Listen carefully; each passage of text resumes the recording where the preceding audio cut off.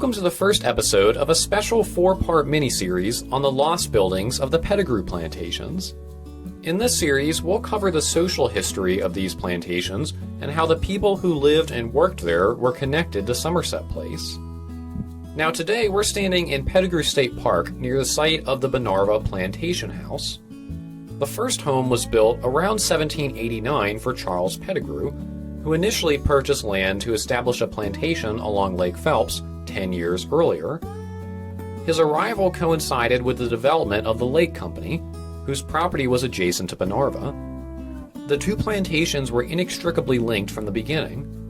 In 1789, the Lake Company partners allowed Pettigrew and his heirs to use the transportation canal after the enslaved native Africans finished digging it a year earlier. Pettigrew wrote of this gift that, quote, "This renders my lands of much greater value, although I have not expended a farthing, and they perhaps 30,000 pounds. By 1791, Pettigrew enslaved at least 13 people, who were tasked with the brutal and dangerous work of clearing and draining the swampy land for rice cultivation. The enslaved population continued to grow with time, and we know some of their names. Between 1795 and 1807, according to Pettigrew historian Bennett Wall, quote, "Glasgow was a coachman and houseman. Phyllis was cook. George, Pompey, and Anthony were drivers or foremen, and directed the work at Bonarva when neither master nor overseer was present. Cambridge was the herdsman for the hogs and cattle. Frank was the assistant blacksmith, and Leicester and Pompey were errand boys or messengers," end quote. When ownership of Bonarva passed to Charles's son Ebenezer in 1803, he had the plantation house remodeled over the next 15 years.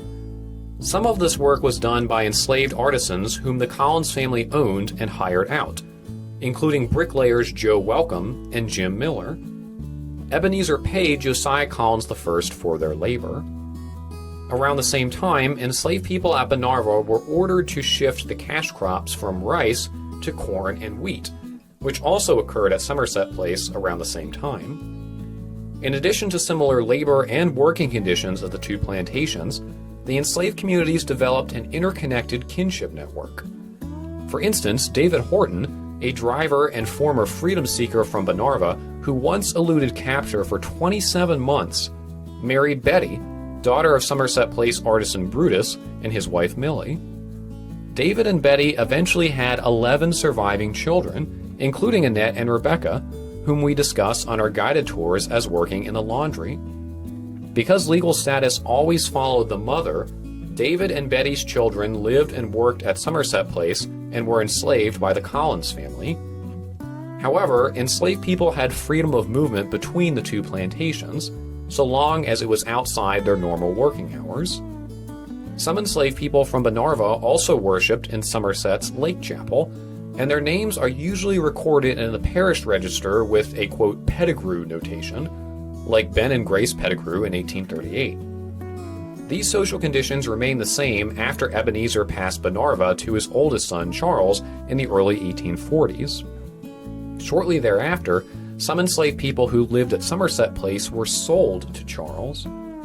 As we discussed in our video on Shepherd Farm, Josiah Collins III's brother-in-law, William Shepherd, sold 56 enslaved people to Charles Pettigrew in 1846, many of whom lived and worked at Somerset Place. These people were forcibly relocated to Bonarva, although they were still allowed to visit their families at Somerset and worship in the Lake Chapel. Among that group was midwife Chloe Drew, whom Charles hired out to Josiah in 1853 for, quote, services to women. So we see that the enslaved communities at Bonarva and Somerset Place were very interconnected, and on our next episode we'll discuss the relationship between the enslavers and learn more about the second plantation house at Bonarva, which has a unique connection with our site today. Be sure to subscribe so you'll be notified when that video is posted, and until next time, thanks for joining us.